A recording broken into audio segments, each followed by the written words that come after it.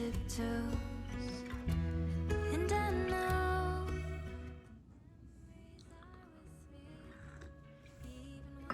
Good morning. আজ 4 তারিখ। আজকে হোলি আমাদের সোসাইটিতে। আর একটু পর থেকেই এত গান বাজনা শুরু হয়ে যাবে যে আমি মনে হয় না আর কথা বলতে পারবো। আর শরীরটাও একদম ঠিক নেই, এত সর্দি লেগেছে যে রাত্রে ঠিক মতন ঘুমোতেও পারছি না। আবার সে মানে মাথাটাও কেমন একটা যন্ত্রণা করছে, মেডিসিন নিচ্ছি কিন্তু তবুও ঠিক ভালো লাগছে না। তো সকাল সকাল চাটাগুলো করলাম, চা খাচ্ছি। এবারে যাব রান্নাঘরে। আজকে আবার পিয়া আসবে না, একদিন তো ছুটি নেবেই। ডিশওয়াশারে বাসন টাসনগুলো দেব, সেগুলো তো আগে ধুতে হবে, তারপর বাকি কাজকর্ম করব। রান্না আছে, কালকে যে মাটন করেছিলাম সেই মাটনটাই আছে, দই বড়াও আছে। কালকে রাত্রে তো ওই জাকারিয়া স্ট্রিট থেকে খাবার দাবার এনেছিলাম, সেগুলো একটু খাওয়া হয়েছে।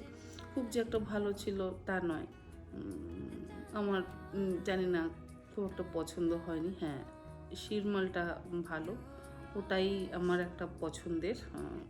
আমি নেক্সট টাইম আবার শিরমালের জন্য যাব, জাস্ট শিরমাল নিয়ে চলে আসবো, আর কিছু না।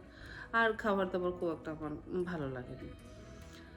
তো যাই হোক, আজকে এখান থেকেই দিনটা শুরু করলাম। কিছুক্ষণের জন্য একটু বন্ধ হয়েছে গানটা, আবার কিছুক্ষণ পর শুরু হবে। ভালো লাগে। আমাদের সোসাইটিতে যে হোলির প্রোগ্রামটা হয় খুব সুন্দর হয়, অ্যারেঞ্জমেন্ট খুব ভালো হয়। এখনও শুরু হয়নি, তবে আরেকটু পর থেকে হবে।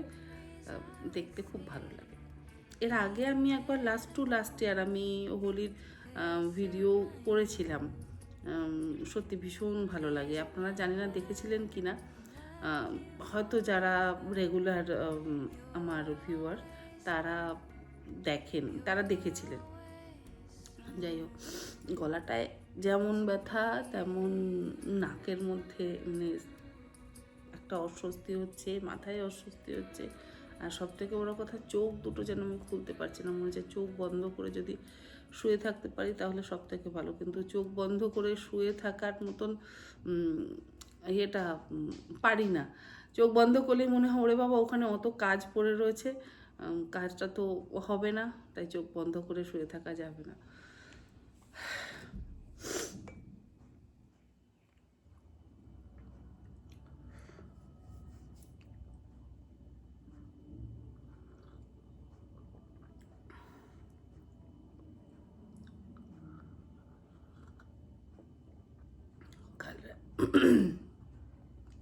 কাল রাত্রে একটু মটর ভিজিয়ে রেখেছিলাম, আজকে দেখি একটু মটরের চাট বা মটরের একটু ঘুগনি বানাবো।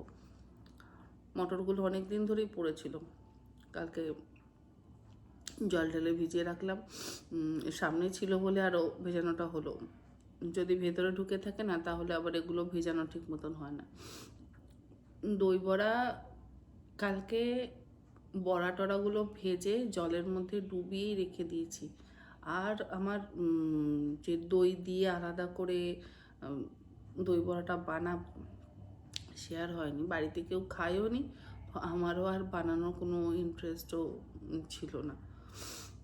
হাজব্যান্ডও বন্ধুর বাড়িতে মানে সোসাইটির বন্ধু বান্ধবদের সঙ্গে আড্ডা দিয়েছে, আর আমরা তো দুজনে বেরিয়ে গেছিলাম। আজকে আবার ছেলে বেরোবে বন্ধুদের সঙ্গে হোলি খেলতে। ওর কাল থেকেই মানে খুব বোর ফিল করছে, বলছে দূর এখানে কি হোলি খেলা হচ্ছে, আমি হোলি খেলতে পারছি না। মানে ও রং খেলতে ভীষণ ভালোবাসে, আর বলছে আজকেই আমি একটা পিচকারির অর্ডার করবো। এখন নাকি কি ইলেকট্রিক পিচকারি পাওয়া যায়, বলছে মা আমি আজকেই পিচকারির অর্ডার করবো। তারপর যাই হোক, আর পিচকারি অর্ডার করেনি, আজকে যাবে বন্ধুদের সাথে হোলি খেলতে। তো খেলুক, বছরে একবার। সে এখনও ঘুমোচ্ছে, ঘুম থেকে উঠলে কখন যাবে বন্ধুদের কাছে জানি না। আর আমারও বাড়িতে থাকতে ইচ্ছা করছে না, আমারও মনে হচ্ছে যদি আমি বাইরে কোথাও ঘুরি তাহলে ভালো হয়, কিন্তু চোখটা কেমন যেন আমার টানছে, মানে সেই একটা ঘুম ঘুম পাচ্ছে, চোখটা কেমন ছোট হয়ে গেছে, সেই অ্যালার্জির একটা ব্যাপার যেন মনে হয়। চোখটাই একটু কেমন কেমন হয়ে গেছে। আর কেউ যেন আমাকে একজন আমাকে জিজ্ঞাসা করেছিল যে তুমি যে পড়ে গেছিলে, তুমি পায়ের ব্যথা কেমন আছে? বাঁ পায়ের ব্যথা নেই, কিন্তু ডান পায়ের হাঁটুতে না বেশ যথেষ্ট ব্যথা আছে। মানে আমি আর হাঁটতে চলতে কোনো অসুবিধা হচ্ছে না, সেসব একদম ঠিক আছে, কিন্তু হাঁটুতে প্রেশার দিয়ে আমি উঠতে পারছি না। হুম, ওই হাতে দিয়ে যদি আমি চাপ দিই তাহলে হাঁটুতে বেশ ব্যথা আছে, হাঁটুতে প্রেশার দিতে পারছি না। বাদ বাকি সব ঠিক আছে। এই কয়েকদিনের মাঝে না আমি বেশ কয়েকবার ধূপধাপ আচার খেয়েছি। একদিন ওই কোথায় যাচ্ছিলাম, কাকার বাড়ি যাচ্ছিলাম, ওই শুভচনী পুজো ছিল, সেদিনও মিষ্টি কিনে গাড়িতে উঠবো, পড়ে গেছিলাম। আবার সেদিন রাত্রে ফিরে এসেও পড়ে গেছিলাম। আবার ওই দিন পড়লাম, মানে পুরো তিনবার আমি পড়লাম, তিনবার পড়লাম। আর একবার এক এক জায়গায় লাগছে, বলতে নেই যে হাড়গোড় ভাঙছে না, এটাই অনেক, ঠাকুরের অনেক আশীর্বাদ যে হাড়গোড় ভাঙছে না। হাড়গোড় ভাঙলে অবস্থা খারাপ হয়ে যেত।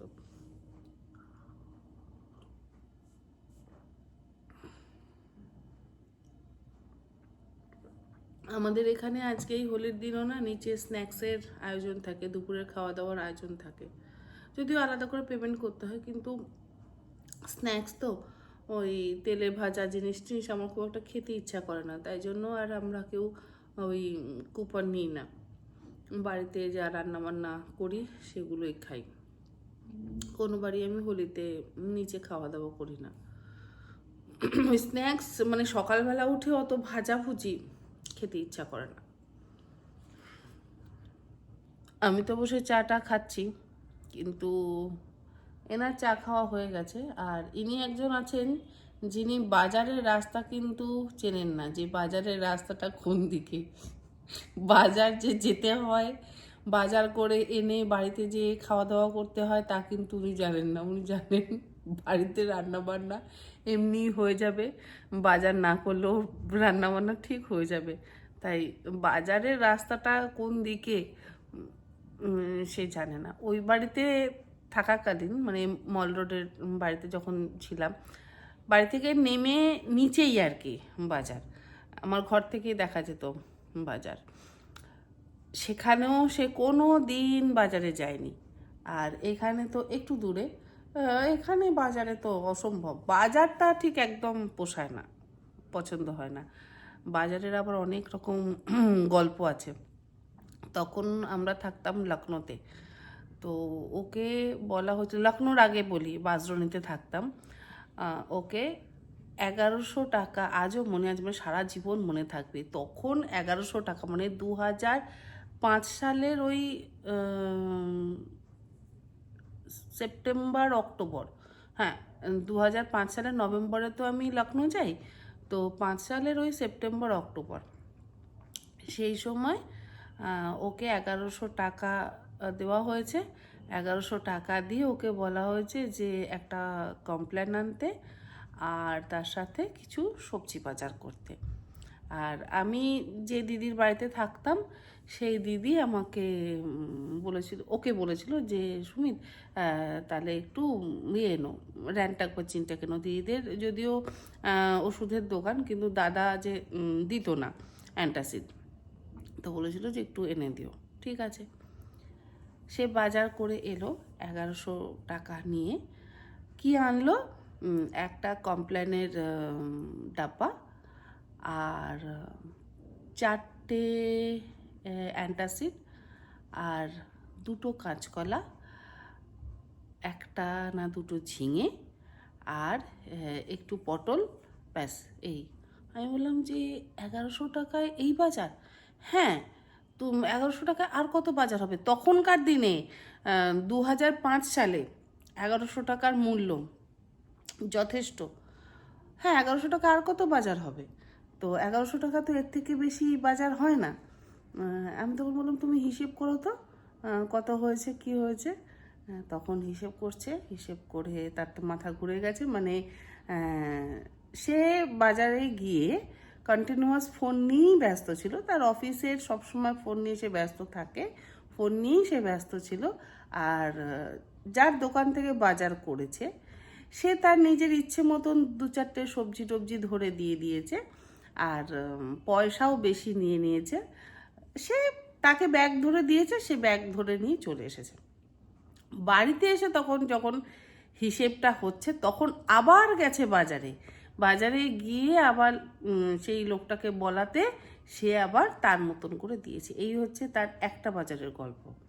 আচ্ছা, এবার তখন লখনৌতে বলা হয়েছে যে মুরগির মাংস আনতে, মুরগির মাংস আনতে গেছে, সেম ওই ফোন, মানে সর্বক্ষণ সে ফোনে ব্যস্ত থাকতো। আজকেও কিন্তু ওই হাতে ফোনটাই রয়েছে। হুম সেই আমি দেখাচ্ছি না। হ্যাঁ, এখন বাজারে নেই, বাড়িতে আছে, কিন্তু ফোনটা হাতে রয়েছে। যাই হোক, মুরগির মাংস আনতে গেছে। মুরগির মাংসের পরিমাণ খুব কম। কি কি এনেছে? মুরগির মাথা, লিভার আর ওই পাকস্থলী, এই নিয়েছে। মাংস কম, মাংস 2-4 পিস, 1 কেজি মাংসের জায়গায় 2-4 পিস মাংস, আর মাথা 4 থেকে 5টা মাথা, পাকস্থলী আর লিভার, এই দিয়ে সে মুরগির মাংস নিয়ে চলে এসেছিল। মনে পড়ছে? ওই দিয়ে সে মুরগির মাংস নিয়ে চলে এসেছে। আবার সে আমি গেলাম, যেখানেই তাকে দোকান বাজারে আমি পাঠাবো, দ্বিতীয়বার সে যাবেই, তার জন্য আমাকে যেতেই হবে। হয় সে নিজে যাবে, তা নাহলে আমাকে আবার যেতে হবে। এরকম বহু কাহিনী আছে। দিল্লিতেও তাই, মাংস আনতে বলেছি, পচা মাংস নিয়ে চলে এসছে। বুঝতেই পারিনি যে ওই মাংসটা পচা। বলে কি, ওখানে অত ধূপের গন্ধ ছিল, আমি বুঝতে পারিনি। দিল্লিতে যে মার্কেট থেকে আমরা ওই টেগোর গার্ডেনের পেছন দিকে ওই রঘুবীরনগরের ওইখানে বাজার করতে আমরা যেতাম, আর ওখানে খুব ধূপ জ্বালাতো মাংসের দোকানে, মাছের দোকানে। সেই মোটা মোটা ওই 5-7টা ধূপ একসাথে ধরিয়ে সেটা জ্বালানো হতো, আর তার গন্ধ থাকতো। তার মধ্যে সে বোঝেইনি, সকালে মুরগিগুলো কেটে ছুলে ওরকম রেখে দিত, রাত্রে সেগুলোকে সেল করতো। সেই মাংস নিয়ে চলে এসছে। ব্যাস, আমি বলছি আমি বানাবোই না, আমি সোজা ফেলে দিলাম যে আমি এই পচা মাংস তো বানানো সব, যা আনতে দেবো সেরকম হয় পচা, নয় ওই মুরগির হেলমেট, মুরগির লিভার, এসব নিয়ে চলে আসবে। তো এনাকে দিয়ে বাজার করানো একেবারেই যায় না, আর ইনি নিজেও কিন্তু বাজারে যেতে চান না। এই যে এখনও সে ফোন নিয়েই বসে আছে, সে কিছুতেই, তাকে কিন্তু আমি বাজারে পাঠাতে পারবো না। যাবে বাজারে নাকি না? হ্যাঁ, এখন যাবে, বাজারে যাবে, কিন্তু বাজারে গিয়েই কতবার যে ফোন হবে তার ঠিক নেই। বহুবার সে আমাকে ফোন করবে, আবার আমি যদি সাথে সাথে হয়তো আমি কিছু বলতে ভুলে গেলাম, সঙ্গে সঙ্গে আমি রিং ব্যাক করলাম, আর ফোন ধরবে না। মোটামুটি আমি 10 বার ফোন করলাম, আর কিন্তু সে ফোন ধরবে না। ছেলেও যেমন ফোন ধরে না, ঘরে শুয়ে থাকলে পিয়া বাইরে দাঁড়িয়ে থাকে, ফোন করেই যাই, ছেলে ফোন ধরে না, বাবাও তাই, ফোন ধরে না। এই হচ্ছে, হ্যাঁ, বলতে গিয়ে হাঁপিয়ে গেলাম। বাবা, তোমার বাজারের যা যা কীর্তি না, আরও এরকম অনেকগুলো কীর্তি আছে বাজারের, সে বাজার সে করতে চায় না।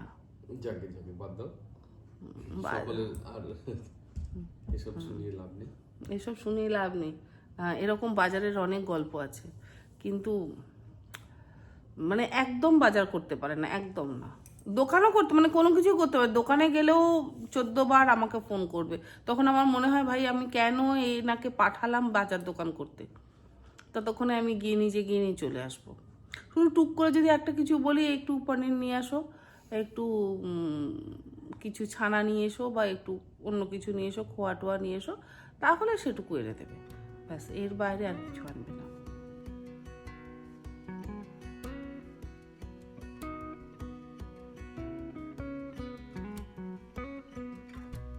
Didn't think it'd go this fast.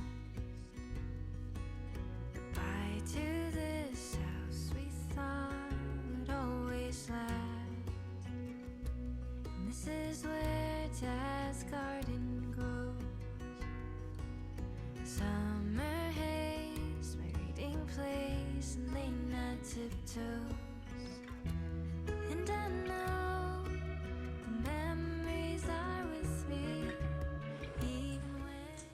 আজকে যেহেতু শরীরটা খারাপ লাগছিল, সকাল থেকে শুয়েই ছিলাম। ওই চা খাওয়ার পর আর কিচ্ছু করিনি, আমি শুয়েই ছিলাম। একটু হোলি খেলা দেখছিলাম, আর তারপরে অন্বেষা এসেছিল, ওর সাথে একটু গল্প করলাম, বন্ধুদের সাথে ভিডিও কলে একটু গল্প করলাম। মাংসটা রান্না করা ছিল, তাতেই হয়ে গেছে। কিন্তু এখন আর না বাড়িতে বসে থাকতে ইচ্ছে করছে না। ও হ্যাঁ, ব্লগটা এডিট করলাম, এই কাজগুলো শুয়ে শুয়ে করলাম, কিন্তু বাড়িতে বসে থাকতে ইচ্ছে করছে না। এখন দেখি একটু বাইরে বেরোই। আর এই নতুন একটা কুর্তি পরে নিয়েছি, দিল্লি থেকে এনেছিলাম, 699 করে নিয়েছি। একটা নিয়েছি এই ব্ল্যাক কালারের আমার জন্য, আর একটা নিয়েছি দিদির জন্য। তো যাই একটু দুজনে মিলে বাইরে থেকে ঘুরে আসি। ছেলে গেছে আজকে আমার বন্ধুদের সাথে রং খেলতে, আর আমি এখন বেরোচ্ছি। আর পাগির তো মাথা খারাপ, যে কোথায় চলে যাচ্ছে। সে আজকাল দেখছি ভীষণ অ্যাটেনশন চাইছে। তো যাকে ভালো লাগছে না ঘরে, তাই একটু ঘুরে আসি, দেখি কোথায় ঘুরতে যাওয়া যায়। অন্যদিন আমার ডান পাশে ছেলে থাকে, আজকে ডান পাশে ছেলের বাবা আছে। দুজনে বেরোলাম, আর আমার এখন খুব ফ্রুট জুস খেতে ইচ্ছে করছে। দুপুরে ভাত খেতে একটু ইচ্ছে করছিল না, ভালো লাগছে না ভাত টাত খেতে। বললাম একটু ফ্রুট জুস খাবো, দেখি কোথায় পাওয়া যায়। অ্যাকচুয়ালি আমাদের কলকাতায় তো খুব একটা জুসের দোকান টোকান তেমন নেই, তাই জুসের দোকান খুঁজতে হয়। দিল্লিতে যেমন অলিতে গলিতে জুসের দোকান, যখনই মন করতো তখনই বেরিয়ে গিয়ে খেয়ে আসতাম। আর সবসময় বাড়িতে বানিয়ে খেতে ইচ্ছে করে না, কিছু কিছু সময় তো একটু রিল্যাক্স করতেও ইচ্ছে করে।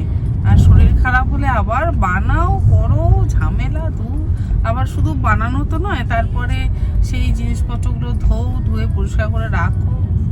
তখন মনে হয় থাক বাবা, আর খাবো না, দরকার নেই। তো এখন কোথায় ফ্রুট জুস পাওয়া যায় তার সন্ধানে আগে আমরা দুজনে বেরিয়েছি। ফ্রুট জুস খাবো, তারপর কোথাও এদিক ওদিক। অন্যান্য সময়ে আপনারা জানেন আমি ভাঁড়ে চা খেতে পছন্দ করি, আর আমি ভাঁড়ে চা খাই, ভালো লাগে। বিশেষ করে বাইরে বেরোলেই আমার ভাঁড়ে চা খেতে ইচ্ছে করে, কিন্তু আজকে আমার ফ্রুট জুসের নেশা লেগেছে।